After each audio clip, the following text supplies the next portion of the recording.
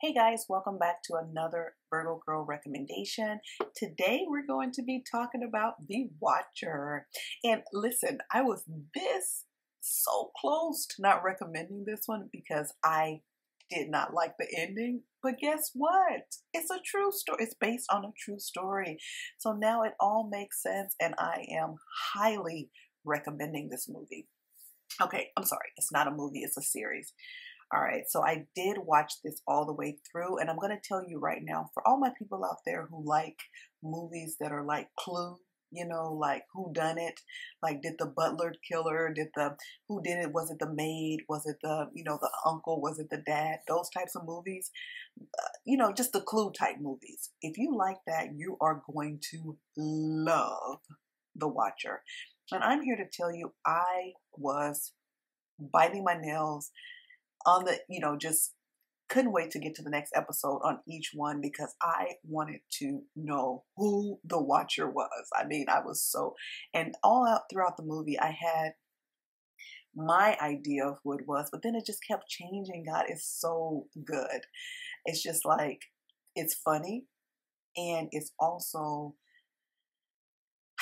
very like, it is a funny movie, I have to say. It's funny, but it's also very like triggering because there's a lot of parts of it that you're like, oh my God, this can't be happening. There's a lot of clasping your pearls, like shocking moments, and like, oh, this cannot be happening. But at any rate, so I watched this whole series. I had no idea it was based on actual events. I thought it was just a show because now it's even more creepy because I've never thought in a million years that would be based on a true story. But with that being said, once I read that it was based on a true story, as I said, I immediately said, I have to put this in my recommendations because it all makes sense now, why it ended the way it did. Because I'm like, I just wanted another Hollywood ending. I wanted something else, but you can't get that because it's a true story. So yeah, anyway, it was fantastic. The actors in the movie, Naomi Watts, kudos to Naomi Watts. Okay, sidebar, let me talk about Naomi Watts. The one thing I see a lot of in Hollywood is the tight faces where people are, as they get older, they do things to their face. I don't know if it's Botox. I don't know if it's facelifts. I don't know what it is, but, most like women, like when they get older, you see they have like the tighter faces. Well, I just wanted to say, I thought, one, Naomi Watts looks amazing, but I love that I could see her face was just, like normal. Like it didn't have all the tightness or any of the, Botox or anything like that. It just, her face just looked like a normal person, for her. Well, she doesn't look like a normal person for her age because I believe she's in her 50s and she looks a lot younger, but her face just looks like normal aging process, but someone who took very good care of themselves and who looks amazing for their age kind of thing. So I love that she had a normal looking face, and I want to say kudos to her for, just showing the lines and, the few lines she has and just the normal aging process. Like that's great because we need more representation like that because that's realistic.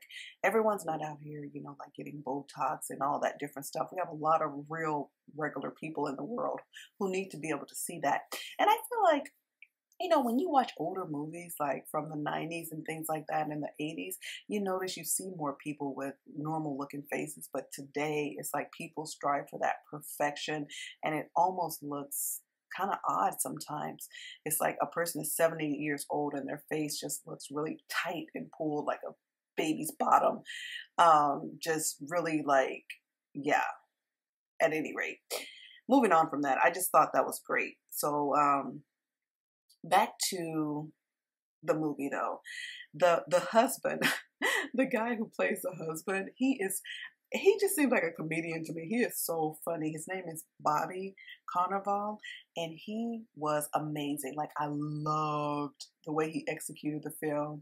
I loved his acting style, and I loved how funny he was. He brought the comic relief. He was so funny. And then they had Jennifer Coolidge, who I believe Jennifer Coolidge was the one who played in. I can't think of that movie. Is it Pretty in Pink? Gosh, it was with Reese Witherspoon when she goes to Harvard, and now I can't think of the name of it. But at any rate, she was in that movie, and also there were other actresses and actors, and there were other actors in there who were great.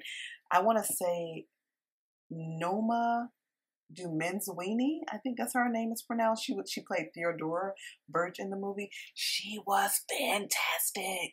I think she was my favorite. I loved her in this movie. She was so good. But anyway, basically, guys, the series is good. I keep saying movie. I'm so used to saying movie, but it's a series. It's like episodes. So yeah, you have to watch all the episodes on Netflix and just tell me what you think. I thought it was great. Like I really thoroughly enjoyed it. The only gripe I had was the ending. And then, like I said, once I found out that it's based on actual events. There's nothing you can do with actual events. You can't just lie about the ending if it's based on actual events. So I'm okay with the whole thing now. I think it's an excellent series and I highly recommend it. You guys, I also want to say that, give me one second. I did want to add the kids, their kids were funny too in this movie a little bit. This series, the daughter more stood out more. They gave her more roles. They have a daughter in here who, yeah, she had a cute little role and just how she ended up being so like rebellious, due to everything that was going on with the house. So basically with the house itself, it was a beautiful home and a home that everyone wanted. And it was almost like everyone that ever lived in this house, it was like greed that brought them there. So it was almost like the house was possessed or something. And they kept getting these letters. And then basically in the letters, someone is saying, I'm watching you. I'm watching your house. They know about their kids. They knew about, just weird personal things. So it was creepy, that this person was writing the letter and the person kept saying, I'm watching you. I'm watching you. So yeah, that's basically how the movie goes. But there's so much more to it that I'm not going to tell you because you need to watch it.